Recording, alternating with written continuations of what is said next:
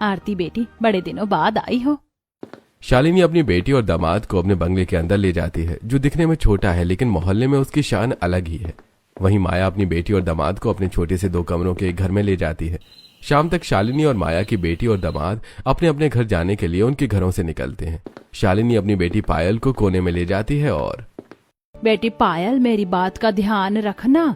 ससुराल में तुझे कौन क्या कहता है, तेरे साथ वहाँ क्या होता है, हर एक छोटी बड़ी बात मुझे बताती रहना, कुछ भी मत छिपाना। आप फिक्र मत करो, मैं पल पल की खबर आपको फोन पर दूंगी। दूसरी तरफ माया अपनी बेटी आरती को विदा करते समय उसे गले लगाती है और उसके सिर पर हाथ रखकर, बेटी अब ससुराल ही तेरा घर है, अपने ससुराल वालों का अच्छे से ख्याल रखना और खासकर अपने सास ससुर की मन लगाकर सेवा करना, उन्हें कभी कोई शिकायत का मौका मत देना। मम्मी, मैं आपकी बात हमेशा याद रखूंगी, और हाँ, आप अपनी सेहत का ख्याल रखना। अपनी अपनी माओं से नसीहत लेकर पायल और आरती अपने अपने पति के साथ कार और साइकिल से अपने ससुराल पहुंच जाती है, जो कि एक मायके की तरह ही आमने सामने थे। और मायके की तरह ही पायल का ससुराल भी अमीर था और आरती का गरीब। आकाश पायल को घर छोड़कर तुरंत एक जरूरी काम से कहीं चला जाता है। पायल हॉल में पहुंचती है तो देखती है कि उसके सास ससुर और नंद नेहा सोफे पर बैठे हुए बातें कर रहे हैं। सरिता, बहू ने जिद करके कार तो ले ली, लेकिन अब उसकी भारी भरकम ईएमआई कैसे भरी जाएगी? हमारे घर का बजट तो हिल जाएगा। मैंने बहू को इतना समझाया था कि अभी कार की जरूरत नहीं है, लेकिन वो नहीं मानी। पायल उन सबकी बातें सुनकर गुस्से से लाल हो जाती है और चुपचाप अपने कमरे में जाकर तुरंत अपनी माँ शालिनी को फोन लगाती है। मम्मी, आपको पता है यहाँ क्या चल रहा है? पायल ने अपने ससुराल वालों को जो भी बातें सुनी वो सब अपनी माँ से फोन पर बता देती है। सब जलते हैं मुझसे। जलने दे जिसे जलना है, जिसे जो कहना है कहने दे, तू वही कर जो मैंने तुझे समझाया है। हाँ मम्मी, आपने सही कहा, मैं अब इन्हें बताऊंगी कि मैं किस माँ की बेटी हूँ। तो वहीं दूसरी तरफ जब आरती अपने गरीब ससुराल के 2 कमरों और एक हॉल वाले घर के हॉल में जाती है तो देखती है कि उसकी सास हॉल में झाड़ू लगा रही है। तभी उसकी माँ माया का फोन आता है और आरती कॉल रिसीव करती है। Hello mummy. आरती, तू अच्छे से ससुराल पहुँच गई ना? हाँ मम्मी, पहुँच गई, बस अभी अभी हॉल पहुँची हूँ। बहू, अपनी माँ से बाद में बात कर लेना, पहले रात का खाना बना दे। अभी अभी तो मायके से आई है और ससुराल पहुँचते ही माँ को फोन कर लिया। माया विमला की सारी बातें सुन लेती है और बेटी, तुम्हारी सास क्या बोल रही है? वो मुझे खाना बनाने के लिए बोल रही है। मैं खाना बाद में बना लूंगी, पहले तुमसे बात कर लेती हूँ। नहीं बेटी, अब तेरा ससुराल ही तेरा घर है, तेरी पहली प्राथमिकता तेरे ससुराल वाले हैं। मुझसे तो बातें होती ही रहेंगी, मैं कहीं भागी नहीं जा रही, पहले तू अपनी सास की बात मान।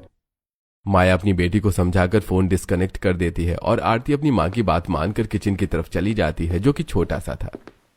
मम्मी भी ना मेरी शादी के बाद कितना बदल गई हैं। दूसरी माएँ होती हैं जो शादी के बाद भी अपनी बेटी से फोन पर दिन भर बात करती हैं, जैसे पायल की माँ, और एक मेरी माँ है जो कहती हैं कि ससुराल गई है तो बस ससुराल वालों का ध्यान दे।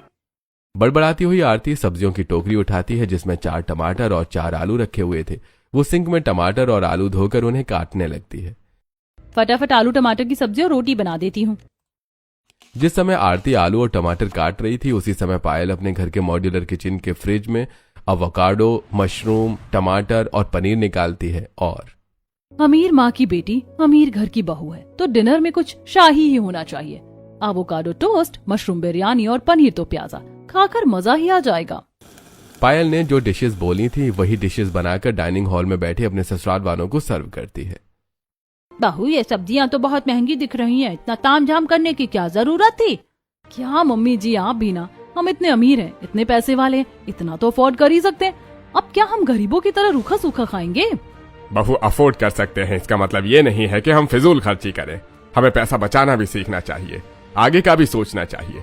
समय कब बदल जाए किसे क्या पता आज पैसा है और कल ना हो। ससुर जी, आप लोगों की बातें सुनकर मुझे कभी कभी शक होता है कि मैं किसी अमीर घर में शादी करके आई हूँ या गरीब। आप लोग तो पाई पाई का हिसाब रखते हैं, इसीलिए मैं हर बात अपनी माँ को बताती हूँ, क्योंकि वो मुझे हमेशा सही राय देती है। पायल गुस्से में पैर पटकते हुए वहां से अपने कमरे में चली जाती है। आरती भी आलू टमाटर की सब्जी और रोटी बनाकर हॉल में बैठे अपने सभी ससुराल वालों को परोस चुकी थी। बहू, तुमने सब्जी में इतने सारे टमाटर क्यों डाल दिए? मम्मी जी, आपको तो पता है ना कि मुझे टमाटर कितने पसंद हैं। हाँ बहू, हम जानते हैं कि टमाटर तुम्हें कितने पसंद हैं, लेकिन टमाटर 100 रुपए किलो हो गया है तो तुम इस बात का भी ध्यान रखो और घर की स्थिति भी तो देखनी पड़ती है। ससुर जी, मुझे पता नहीं था कि टमाटर इतने महंगे हो गए। अगली बार से ध्यान रखूंगी। आरती अपना मन मार कर रह जाती है। वो जवाब तो देना चाहती है लेकिन अपनी माँ की सीख उसे ऐसा करने से रोक लेती है। इसी तरह कुछ दिन बीत जाते हैं और दोनों ही बेटियां अपने अपने ससुराल में अपनी माँ की सिखाई सीख के हिसाब से रहती हैं। फिर एक शाम 8 बजे शालिनी हॉल में बैठी हुई। पायल न जाने अभी क्या कर रही है, आज दिन भर से उससे बात नहीं हुई। शालिनी अपना फोन उठाती है और पायल को फोन लगा देती है, लेकिन 3 बार नंबर डायल करने के बाद भी पायल कॉल रिसीव नहीं करती। ना जाने ये क्या कर रही है, फोन ही नहीं उठा रही। शालिनी चौथी बार पायल का नंबर डायल करती है और चौथी बार में वो कॉल रिसीव कर लेती है। पायल, तू कर क्या रही थी? इतनी देर से मैं तुझे फोन लगा रही हूँ। मम्मी, मैं किचन में थी, रोटी बना रही थी, हाथ आटे में सने थे इसलिए फोन नहीं उठा पाई। रोटी बनाने में इतना टाइम लगता है क्या? मम्मी, सभी घर वालों के लिए रोटियां सेकने में टाइम तो लगेगा ही। तू बेवकूफ है क्या? तुझे इतने सारे लोगों के लिए खाना बनाने की जरूरत क्या है? तू सिर्फ अपने लिए बना और अपने पति आकाश के लिए, बस, और किसी के लिए भी नहीं। और बाकी के ससुराल वालों के लिए कौन बनाएगा? तू उनकी बहू बन के गई है या नौकरानी बनकर? तेरे जाने से पहले घर का काम कौन करता था? जो पहले करता था वही करेगा ना। तू क्यों अपनी जान सुखा रही है? तू बस अपना और अपने पति का ख्याल रख। ठीक है मम्मी, मैं आपकी कही बात ध्यान रखूंगी। पायल कॉल डिस्कनेक्ट करती है और किचन से निकलकर हॉल में जाकर अपने ससुराल वालों को बैठे हुए आपस में हंसी ठिठोली करते हुए देखती है। घर में मेरी सास है, मेरी ननद है, लेकिन फिर भी काम में मेरा हाथ कोई नहीं बटाता। मम्मी सही कहती हैं, अब से मैं ससुराल में उनकी सीख से चलूंगी। जिस समय पायल ऐसा सोच रही थी उसी समय अपने कमरे में खड़ी आरती अपनी माँ माया को फोन लगाती है। मम्मी, इतने दिन हो गए, तुमने तो मुझे एक बार भी याद नहीं किया। बेटी, मुझे पता है तू ससुराल में है, तुझे काम बहुत होता होगा, इसीलिए मैं तुझे फोन करके परेशान नहीं करना चाहती थी। वैसे तेरा खाना पीना हो गया? अभी कहाँ मम्मी, अभी तो सिर्फ रोटी ही बनी है। अच्छा, तो सब्जी कौन बना रहा है? आज मैं सब्जी नहीं बनाऊंगी, मैं थक गई हूँ। इतने सारे लोगों का खाना बनाते बनाते अब मुझसे और नहीं होगा। आरती देख, अब तू ससुराल में है, वहाँ की सारी जिम्मेदारियाँ तुझ पर हैं, तो ऐसे करके जिम्मेदारियों से बच नहीं सकती। मम्मी, ससुराल में मेरी ननद और मेरी सास भी तो है ना, वो भी तो कुछ कर ही सकती हैं। तुझे क्या लेना देना अपनी ननद से? जो गुण वो मायके में सीखेगी वही तो ससुराल लेकर जाएगी, और मैंने तुझे मायके में जो सिखाया है वो ससुराल में कर। अब वो तेरा घर है और तुझे ही उसे संभालना है। ठीक है मम्मी, मैं आपकी बात समझ गई। अपनी गरीब माँ की बात मानकर आरती रसोई में जाकर सिर्फ आलू की सब्जी बनाने लगती है। आगे क्या हुआ वो तो आप जानते ही हैं। उसके अगले दिन पायल अपनी माँ की दी हुई सीख के हिसाब से सुबह सुबह किचन में सिर्फ अपने और आकाश के लिए समोसे बनाती है। पायल आकाश के टिफिन में समोसे पैक करके आकाश को देती है, जिसे लेकर वो ऑफिस चला जाता है और फिर हॉल में समोसे ले जाकर खाने लगती है। तभी वहां उसका ससुर आता है। बहू, अकेले अकेले नाश्ता कर रही हो? मेरे लिए भी ला दो, मुझे भी भूख लगी है। पायल अपने ससुर की बात सुनकर भी अनसुना कर देती है। वो चुपचाप समोसे खाती रहती है। तभी सरिता और नेहा भी हॉल में आ जाते हैं। नहीं बेटी, लगता है बहू ने मेरी बात सुनी नहीं है। तुम ही जाकर किचन से मेरे लिए नाश्ता ले आओ। जी पापा, मैं अभी लाती हूँ। नेहा किचन में जाती है और समोसे ढूंढती है, लेकिन उसे किसी भी बर्तन में समोसे नहीं मिलते। तो वो हैरान होकर वापस हॉल में आती है। पापा, किचन में तो कुछ भी नहीं है। बहू, तुमने हमारे लिए नाश्ता नहीं बनाया क्या? सिर्फ अपना ही बनाकर खा लिया? मम्मी जी, साफ बात सुन लीजिए, आज से मैं सिर्फ अपना और अपने पति का काम करूंगी। मैंने आप लोगों का काम करने का कोई ठेका नहीं ले रखा है। मैं इस घर में नौकरानी बनकर नहीं आई हूँ। पायल ये बोलकर अपने कमरे में चली जाती है और दरवाजा बंद कर लेती है और तुरंत अपनी माँ शालिनी को फोन लगाती है। मम्मी, आपने जैसा कहा था मैंने बिल्कुल वैसा ही किया। काश आप यहाँ होती और मेरे सास ससुर का मुंह देखती। उनके तो तोते उड़े हुए थे, वो एकदम सन्न रह गए। शाबाश मेरी बेटी, चिंता मत कर, मैं कल ही तेरे घर आऊंगी और तेरे इन ससुराल वालों के चेहरे देखूंगी। जिस समय पायल अपनी माँ से बात कर रही थी उसी समय माया अपने पति सुधीर के साथ हॉल में बैठी बातें कर रही थी। माया, काफी दिन हो गए हैं, मैं अपनी बेटी आरती से मिला नहीं हूँ। मेरा बहुत मन कर रहा है उसे देखने का। मेरा भी मन था, तो चलो कल उससे मिल ही आते हैं। तुम्हें तो पता है ना, माँ बाप की बेटी के घर का पानी भी नहीं पीना चाहिए। हम वहाँ जाकर क्या करेंगे, उसे ही यहाँ बुला लेते हैं। मैं कौन सा तुम्हें वहाँ जाकर रुकने को कह रही हूँ, बस जाएंगे, उसे देखेंगे और वापस आ जाएंगे। ठीक है, जैसा तुम कहो, हम कल सुबह ही चलते हैं। अगले दिन आरती के गरीब मम्मी पापा उसके ससुराल ऑटो से पहुंच जाते हैं और पायल की अमीर मम्मी शालिनी अपनी बड़ी कार से उसके ससुराल पहुंचती हैं। पायल अपनी माँ का बहुत अच्छे से स्वागत करती है। सरिता और रमेश भी शालिनी का सम्मान करते हैं और उसे हॉल तक ले जाते हैं, जहाँ टेबल पर रबड़ी, इमरती, बर्फी, नमकीन और ड्रिंक्स रखे थे। सरिता जी, गुलाब जामुन नहीं मंगवाया आपने और जलेबी भी नहीं। आपके यहाँ मेहमानों का स्वागत ऐसे ही होता है क्या? मुझे तो लगा था मेरी बेटी इतने बड़े घर में आई है तो यहाँ मेहमान नवाजी कुछ अलग होगी। समधन जी, इतना कुछ तो है, आप खाइए ना, और भी कुछ चाहिए होगा तो आ जाएगा। वहीं जब आरती के मम्मी पापा उसके घर पहुंचते हैं तो वो हॉल में उनके लिए पानी लेकर पहुंचती है। अरे मम्मी पापा, आपने बताया नहीं कि आप आ रहे हैं। बताते तो मैं आपके स्वागत की तैयारी करके रखती। अभी आप पानी पियो, मैं प्रीति को मार्केट से कुछ नाश्ता लाने को भेजती हूँ। अरे नहीं नहीं आरती, हम यहाँ कुछ खाने पीने नहीं आए, हम तो बस तुम्हें एक नजर देखने आए थे। तभी वहां आरती का पति, उसके सास ससुर और नंद भी पहुंचते हैं। और समधी जी, आपको तो पता ही है कि माँ बाप अपनी बेटी के ससुराल में पानी तक नहीं पीते। अरे समधी जी, आप अभी को भी पुराने ख्यालातों को लेकर बैठे हैं। जमाना बदल चुका है, आप भी थोड़ा बदल जाइए। देखिए समधी जी, हमारे बड़े बुजुर्गों ने जो नियम बनाए थे वे बहुत सोच समझ कर ही बनाए होंगे। मुझे लगता है कि माँ बाप का बेटी के ससुराल में पानी तक न पीने का नियम इसीलिए बनाया गया होगा ताकि माँ बाप अपनी बेटी के ससुराल के मामलों में दखल अंदाजी ना करें और बेटी को अपने हिसाब से वहाँ रहने और ढलने दे। जो बात आरती की गरीब माँ माया कह रही थी, वही बात सरिता पायल की अमीर माँ से कहती है, लेकिन उसके ख्याल अलग थे। किस बेवकूफ ने ऐसा नियम बना दिया कि बेटी के माँ बाप को ससुराल में पानी पीना मना है?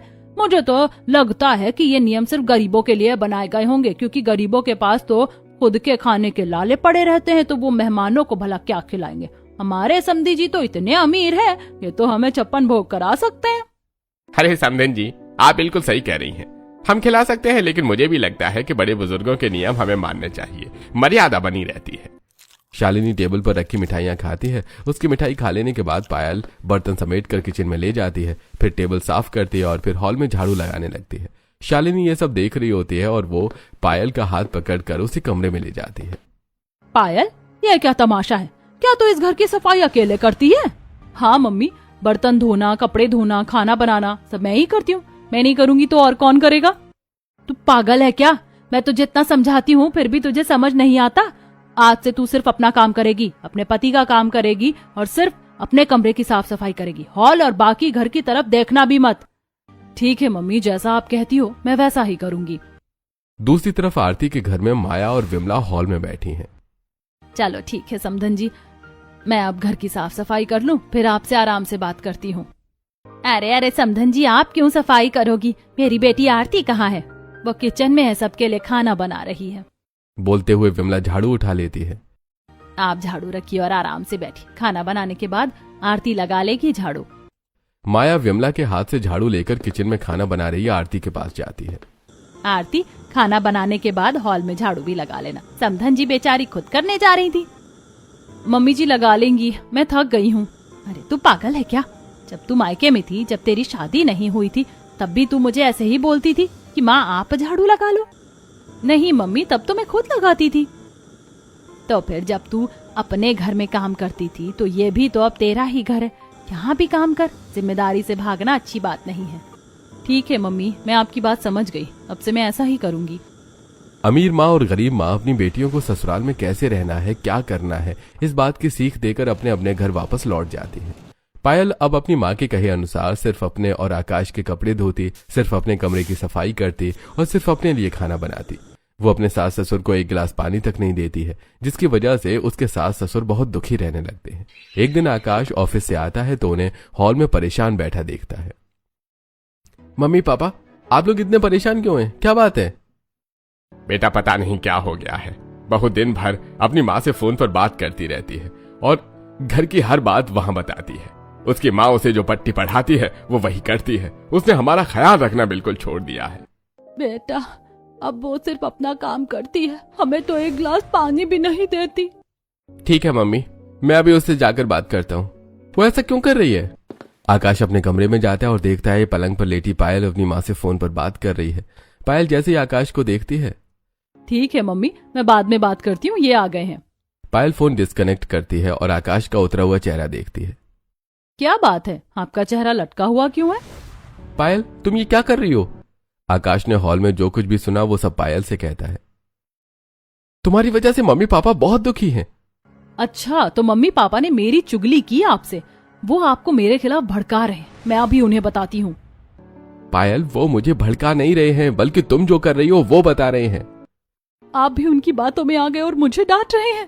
मैं अभी अपनी माँ को फोन करके आपकी शिकायत करती हूँ।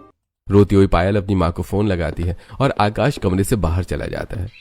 उस शाम के बाद पायल पूरी तरह बदल चुकी थी। उसने किचन में अपना चूल्हा भी अलग करवा लिया था। वो किसी भी तरह आकाश से अपनी जिद पूरी करवा कर रहती। एक दिन जब आकाश ऑफिस से निकलने के लिए ही वाला था, तभी हॉल में पायल उसके पास आती है और कहती है, आकाश, आज मेरा पनीर खाने का मन है, और सुनो, मार्केट से ड्रैगन फ्रूट और स्टार फ्रूट भी लेते आना। पायल, तुम्हें तो पता ही है कि मेरी आधी से ज्यादा सैलरी कार की EMI, तुम्हारे महंगे मेकअप और शॉपिंग में चली जाती है, तो थोड़ा समझो और ये सब खाना बंद करो। मैं कुछ नहीं जानती, मुझे खाना है तो खाना है। अगर आप नहीं ला सकते तो अपनी माँ से कहिए कि वो पैसे दें। हॉल में बैठे सरिता और रमेश उसकी बातें सुन रहे होते हैं। मैंने सोचा था कि अमीर माँ की बेटी है तो समझदार होगी, इसीलिए मैंने अपने बेटे की शादी पायल से की थी, लेकिन ये तो कुछ और ही निकली। मेरी माँ ने मुझे अपना हक लेना सिखाया है और मैं अपना हक लेकर रहूंगी। आकाश, मैंने तुमसे जो कहा है मेरी बात पूरी होनी चाहिए। That's it। तो वहीं दूसरी तरफ उसी समय आरती अपनी सास विमला के साथ सब्जी मंडी में सब्जी वाले भैया भोला के ठेले के पास खड़ी थी। भैया, टमाटर कैसे दिए? माँ जी, टमाटर 100 रुपए किलो है। तो आधा किलो दे दो। मम्मी जी, टमाटर क्यों ले रही हैं? इतने महंगे टमाटर खाने की क्या जरूरत है? भैया, आप तो धनिया और मिर्ची दे दो बस। आरती धनिया और मिर्ची लेकर अपनी सास के साथ घर वापस आती है और किचन में जाकर धनिया और मिर्च की अच्छी से चटनी बांटकर रोटी बनाती है और फिर हॉल में बैठे सभी ससुराल वालों को सर्व करती है। वाह बहू, तुम कितनी समझदार हो। आज बिना टमाटर के भी खाने में बहुत स्वाद आया। मुझे लगता है कि एक दिन तुम हमारे घर के हालात जरूर सुधार दोगी, क्योंकि तुम बचत करना जानती हो।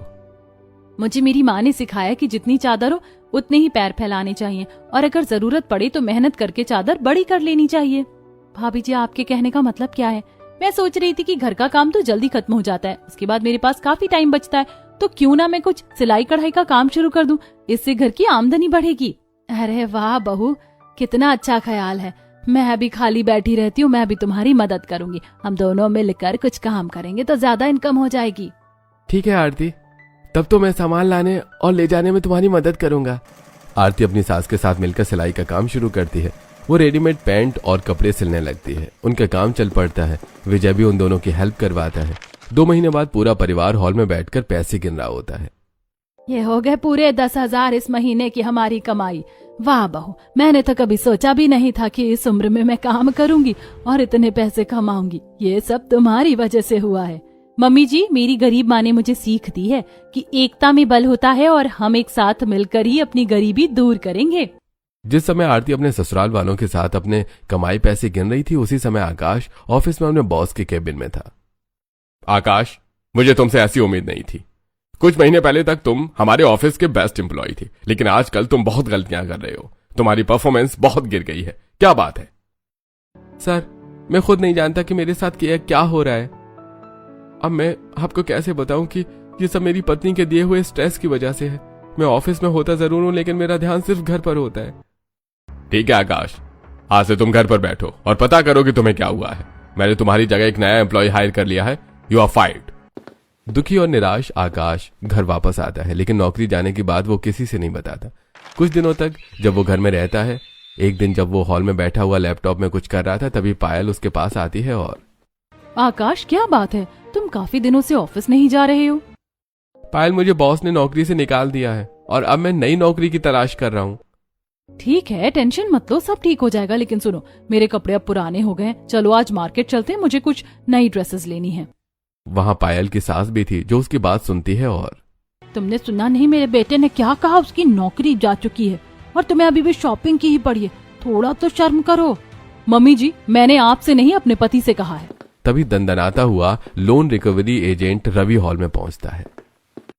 आकाश जी, मैं आपको कई दिनों से कांटेक्ट करने की कोशिश कर रहा हूँ, लेकिन आप कोई रिस्पॉन्स ही नहीं कर रहे हो।